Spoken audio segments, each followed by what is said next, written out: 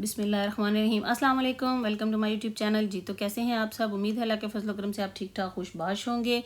जी तो आज मैं एक बहुत ही टेस्टी डिश बनाने जा रही हूँ जो कि मेरी अपनी क्रिएटिविटी है और उसका नाम भी मैंने खुद ही सिलेक्ट किया है, मतलब खुद ही मैंने इसका नाम भी रखा है। और ये है जी क्रीमी चिकन मसाला।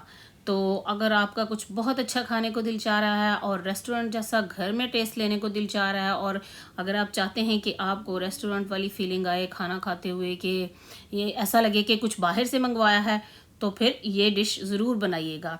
तो आइए फिर अल्लाह के पाक नाम से आगाज़ करते हुए नबी करीम पर करोड़ों दरूद भेजने के साथ रेसिपी की तरफ चलते हैं। जी तो सबसे पहले यहाँ चिकन है मेरे पास 700 ग्राम। उसमें मैं ऐड करूँगी red pepper paste 1 table spoon, और योगर्ट ऐड करेंगे इसमें 3 टेबल स्पून, सादा दही डालेंगे यानी।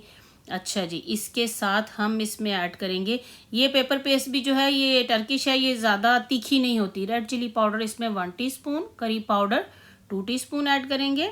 और इसके साथ हम इसमें ऐड करेंगे ओरिगानो 1/4 टीस्पून ऐड करेंगे। और जिंजर गार्लिक पेस्ट या मतलब पाउडर जो भी ऐड करना हो वो 1.5 टीस्पून, और ज़ीरा पाउडर 1 टीस्पून ऐड करेंगे। इसके साथ ब्लैक पेपर भी डालेंगे जी 1 टीस्पून, और इसके साथ रेड चिली फ्लेक्स डालेंगे 1 टीस्पून, यानी दादर मिर्चें, ये भी टर्किश वाली हैं तो ये भी तीखी नहीं है। सॉल्ट 1 टीस्पून, और इसमें हम ऐड करेंगे गरम मसाला 1 टीस्पून। अगर आप अपनी देसी वाली मिर्चें यूज़ करेंगे तो फिर उसको ज़रा क्वांटिटी में कम डालिएगा। यहाँ जी मैंने 2 टेबल स्पून कुकिंग ऑयल लिया है, जिसमें से 1 टेबल स्पून हम इसमें ऐड कर देंगे और 1 टेबल स्पून बचा लेंगे। इसको करेंगे जी अच्छे से मैरिनेट, और इसको मिक्स करके तो इसको हम छोड़ देंगे तकरीबन 1 घंटे के लिए। आपके पास जितना भी टाइम हो आप उसको छोड़ सकते हैं ओवरनाइट, या आप इसको फ्रीज़ भी कर सकते हैं, मतलब मैरिनेट करके।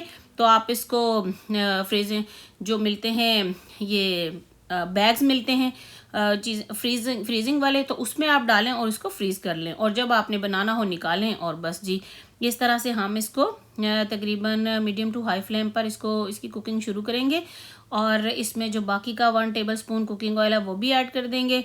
और इस तरह से इसको हम जितना भी इसमें पानी या योगर्ट वगैरह का है वो सारा, और तकरीबन आधा गोश्त हमारा गल जाए इस वक्त तक हम इसको भूनेंगे 5-10 मिनट ज़्यादा से ज़्यादा।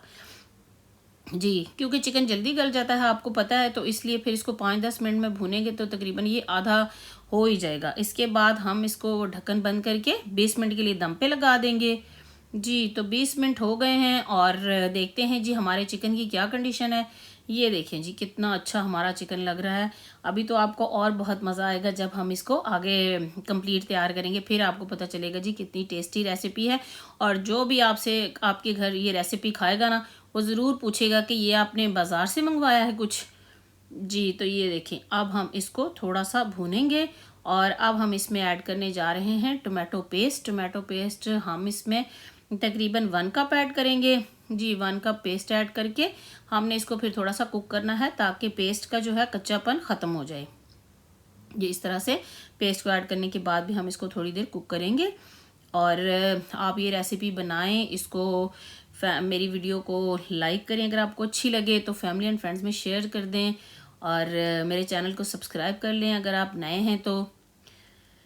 जी तो ये है कि अब हम इसको थोड़ी देर के लिए भूनते हुए इसमें ऐड करेंगे बटर 1 टेबल स्पून में ऐड करूँगी। और फिर इसको बटर को तकरीबन मेल्ट होने तक 2-3 मिनट के लिए बटर को भी इसके साथ ही भूनेंगे। बटर के साथ इसको ये नहीं भूनेंगे, इसको बटर के साथ भूनें या बटर को इसके साथ भूनें, बात तो एक ही है ना। ये देखें जी अब इस तरह से, ये देखें 2-4 मिनट के लिए हमने इसको इस तरह से भूनना है। इसके बाद हम इसमें लेमन जूस ऐड करेंगे। Lemon juice 1 table spoon add कर रही हूँ। जी तो इसके साथ ही फिर हम लेमन जूस के साथ भी इसको 2-4 मिनट के लिए कुक करते हैं। और इसके साथ हम इसमें ऐड करेंगे फ्रेश क्रीम 1/2 कप में ऐड कर रही हूँ जी, और इसीलिए इसका नाम है क्रीमी चिकन मसाला। तो अब हम इसको क्रीम को मिक्स करके तकरीबन बस 1 आधे मिनट के लिए इसको पकाएंगे। क्रीम डाल के हम ज़्यादा नहीं पकाएंगे क्योंकि वो फिर इस तरह से पानी छोड़ देगी।